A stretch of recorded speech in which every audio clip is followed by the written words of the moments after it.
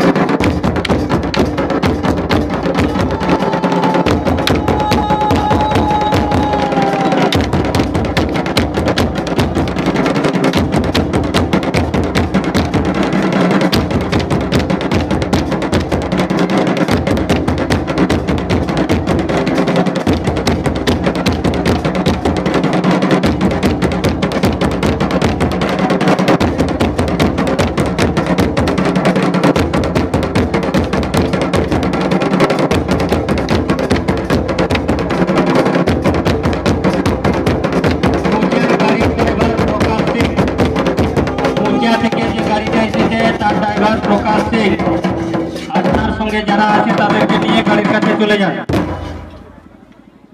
Tata Samar.